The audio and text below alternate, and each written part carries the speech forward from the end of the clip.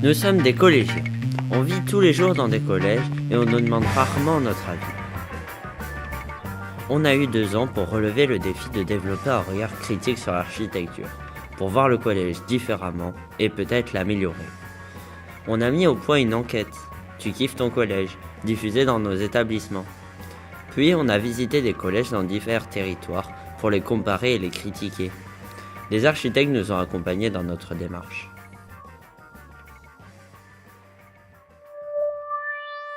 On préfère un environnement urbain et dynamique parce que ça favorise notre autonomie. On pense que les services et les commerces doivent être proches des collèges. On veut pouvoir venir au collège à pied, à vélo ou avec des transports de ville.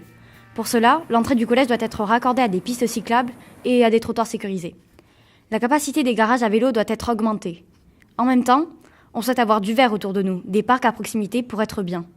Un environnement silencieux, trop calme, nous perturbe. Nous avons besoin de grands espaces devant le collège. Ces espaces doivent être piétons, avec des bancs et de l'air pour la détente. On souhaite que l'entrée soit facile à repérer. L'aménagement des abords doit nous orienter vers l'entrée.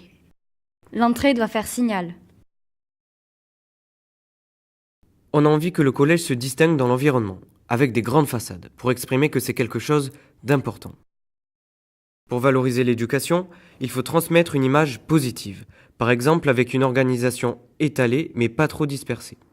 On préfère évoluer dans un grand collège car ça permet de rencontrer plus de jeunes comme nous.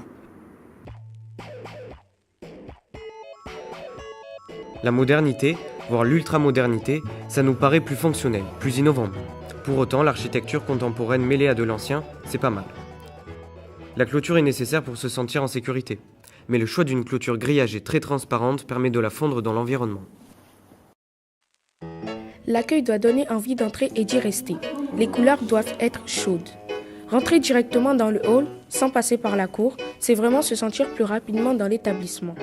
Quand on rentre dans certains collèges, on a l'impression de changer d'univers. Quand c'est réussi, on a le sentiment d'être considéré et valorisé. On préfère les banques d'accueil sur le côté, elles font moins autoritaires. Quand elles sont en face, ça crée une ambiance très sécuritaire. Le collège doit être sécurisé, mais dans une certaine mesure. La clôture fait déjà office de barrage, et si on en rajoute trop, ça crée une espèce d'insécurité. On veut des grands volumes pour avoir une sensation de liberté. On a besoin de diversité et de repères. On a vu des trucs vraiment super. Des passerelles, des verrières, des tunnels qui se finissent sur la lumière. On a vu aussi des trucs qui ne vont pas du tout. Des couleurs super fluo dans les escaliers. On se sentait agressé, surpris parce qu'on n'en a pas l'habitude. Après, on s'y ferait certainement. Les culs-de-sac sont des pertes d'espace. Attention à l'aspect sonore. Pourquoi choisir le métal pour les escaliers ? Et il ne faut pas se priver de la lumière naturelle, c'est important pour le confort. L'espace, les grands espaces, c'est important pour se sentir libre. On a apprécié les terrasses pour différencier la cour des espaces sportifs. Mais il ne faut pas trop de rupture de niveau, ça peut réduire les sentiments de liberté.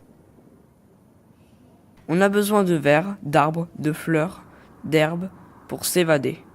Pour se rafraîchir, on a besoin d'ombre, de l'eau, pourquoi pas des brumisateurs. Les cours sont souvent grises, on aimerait bien de la couleur pour nous donner de la bonne humeur. La cour c'est aussi pour se poser, il faut pouvoir s'asseoir, souvent il n'y a pas assez de bancs ou de murets.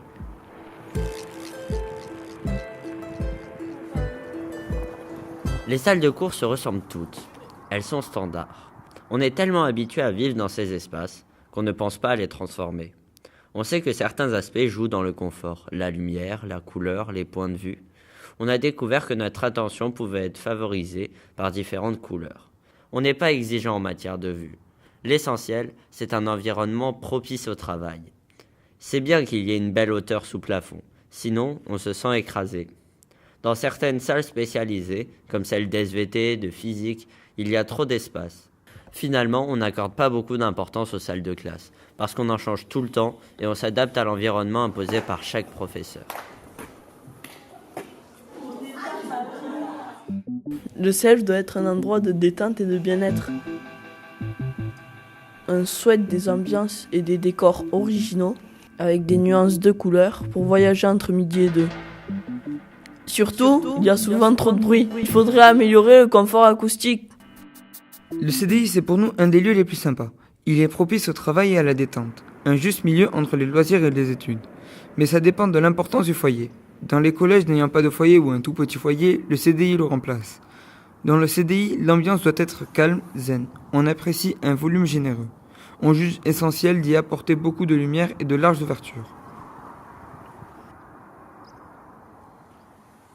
Les foyers sont très différents selon les collèges.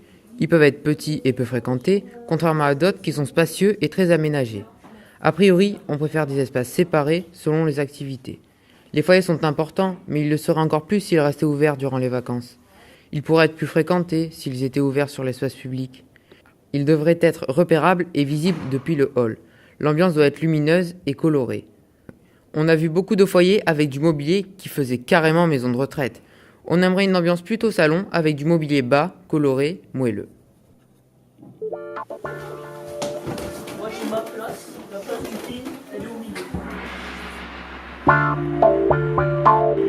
Plus c'est soigné, plus ça nous va.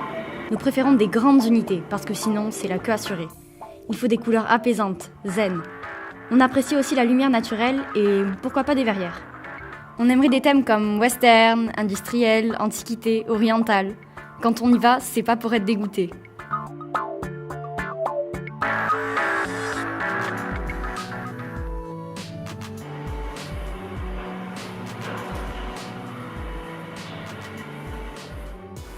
Vous l'avez compris, être au milieu de nulle part, c'est pas pour nous. On est attaché à notre liberté. Pour ça, il faut pouvoir se déplacer seul, donc avoir un maximum de choses à proximité. Quand on va au collège, on n'est pas libre, on le sait. Pourtant, on a besoin d'avoir le sentiment d'une certaine liberté. On a vu que c'était possible en travaillant par exemple sur les vues depuis la cour et les circulations. Bien sûr, nous avons aussi besoin de sécurité, mais il faut que le contrôle soit discret. L'architecture doit donner une vision positive de l'éducation et de nous-mêmes. Notre collège doit être visible, imposant. Plus c'est moderne, mieux c'est. Pour se sentir bien, on a besoin d'être stimulé. On a besoin d'espace, de lumière, de matière, de couleurs variées. Quand tout est pareil, on s'ennuie, on déprime. Quand on arrive pour la première fois dans un collège, ça paraît grand, mais on s'adapte vite. On préfère s'y habituer car on sait que plus tard, on ira au lycée. C'était Au-delà des murs avec les jeunes élus du conseil départemental des collégiens, Thomas, Antoine, Mathis, Inès, Ali, Nicolas, Mathis, Nina, Arifat, Camille, Manon et Marie.